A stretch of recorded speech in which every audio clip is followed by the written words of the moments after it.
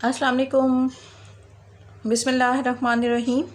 अपनी previous class में हमने देखा था कि अगर हमें मास गिवन हो ग्राम्स में तो हम उसको किस तरह से कन्वर्ट कर सकते हैं मोल्स के अंदर, और अगर हमें नंबर ऑफ़ मोल्स गिवन हो तो हम उसको कन्वर्ट कर सकते हैं ग्राम्स के अंदर।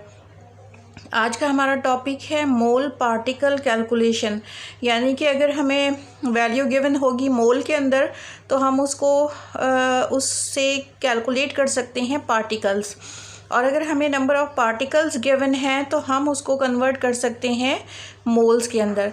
तो यहाँ पे जो है वो दो फार्मूले हम यूज़ करेंगे कि अगर हमें नंबर ऑफ़ पार्टिकल्स गिवन होते हैं, अगर किसी क्वेश्चन के अंदर हमें नंबर ऑफ़ पार्टिकल्स गिवन होते हैं और हमें मोल्स कैलकुलेट करना है तो हम फार्मूला यूज़ करेंगे कि number of moles equal to given number of particle, जितने भी पार्टिकल दिए गए हैं वो, divided by Avogadro's number.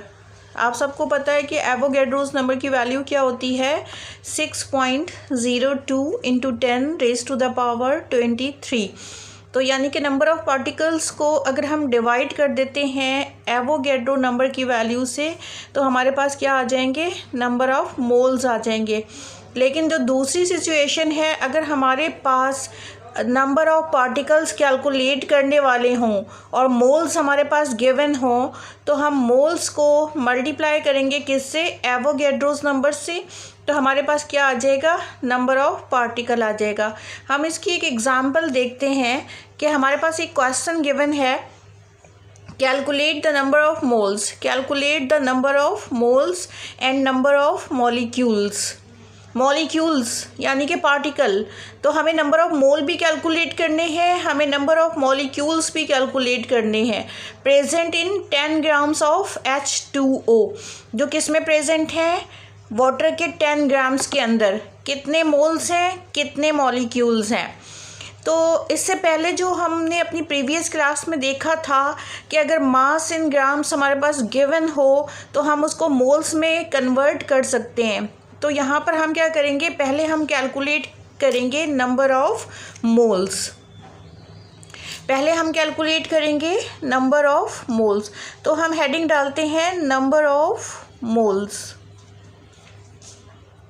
Number of moles की हेडिंग डाल लें, डेटा बना लीजिए।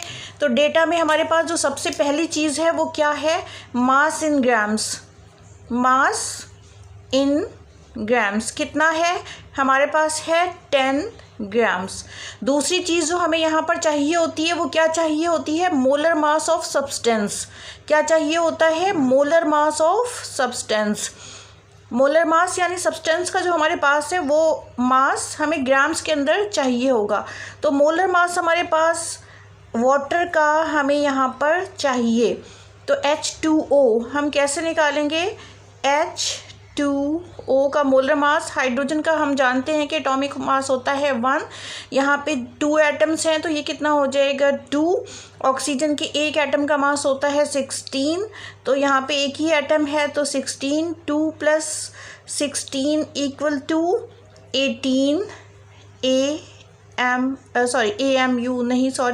यहाँ पे हमने मोलर मास निकाला है तो यहाँ पे क्या आ जाएगा, ग्राम्स आ जाएगा। तो एक हमारे पास हो गया मास इन ग्राम्स 10 ग्राम्स जो कि गिवन वैल्यू थी।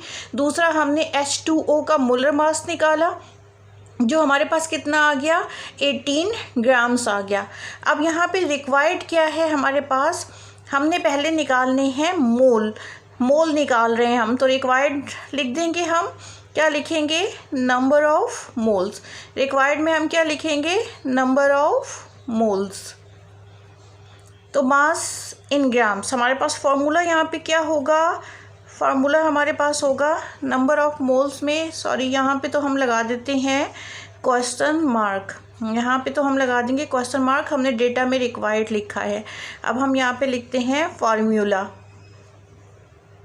तो फार्मूला हमारे पास क्या आ जाएगा, फार्मूला हमारे पास आ जाएगा moles equal to mass in grams divided by molar mass. Molar mass of substance. तो हमारे पास कौन सा सब्सटेंस है, हमारे पास है वाटर, जो हमने अभी इसका मोलर मास निकाल लिया है। तो इस फॉर्मूले के अंदर अगर हम वैल्यूज़ पुट करते हैं तो मोल्स हमारे पास कितने आ जाएंगे, moles equal to mass in grams हमने कितना निकाला है, यहाँ पे हमने निकाला है mass in grams, sorry given था हमारे पास कितना था 10 ग्राम्स, और मोलर मास हमने खुद कैलकुलेट किया है, कितना किया है 18।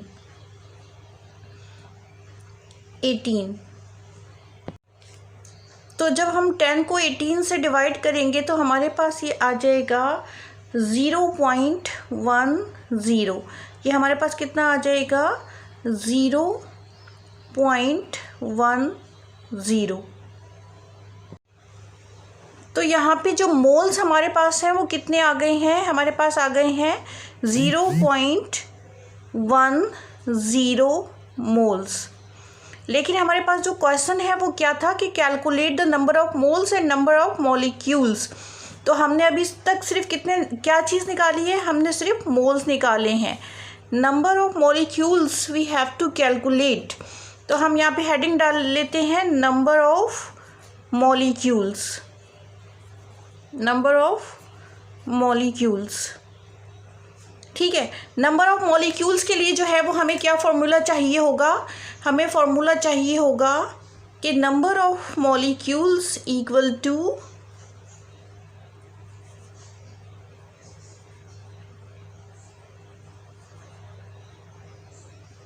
Moles multiplied by Avogadro number. तो नंबर ऑफ मॉलिक्यूल्स हमारे पास हो जाएंगे, नंबर ऑफ मॉलिक्यूल्स, मोल हमने कितने निकाले 0.10 मोल्स। एवोगैड्रो की वैल्यू आप सबको पता है कितनी होती है, 6.02 into 10 raised to the power 23। तो अब हम इसको सॉल्व करते हैं कि number of molecules equal to, ये जो हमारे पास वैल्यू है 0.10 मल्टीप्लाइड बाय 6.02, अभी हम इस वैल्यू को छोड़ देंगे, हम इसको मल्टीप्लाई करने की कोशिश नहीं करेंगे, सिर्फ हम इन दोनों को मल्टीप्लाई करेंगे और जो भी हमारे पास आंसर आएगा हम उसके साथ इसको लिख देंगे।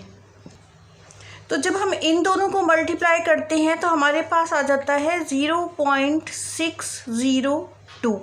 ये जो हमने यहाँ पे छोड़ दिया था, हम इसके साथ आंसर के साथ हमें लाजमी लिखना है, नहीं लिखेंगे तो हमारा आंसर जो है वो इनकम्प्लीट रह जाएगा। और ये क्या कैलकुलेट किया हमने, मॉलिक्यूल्स।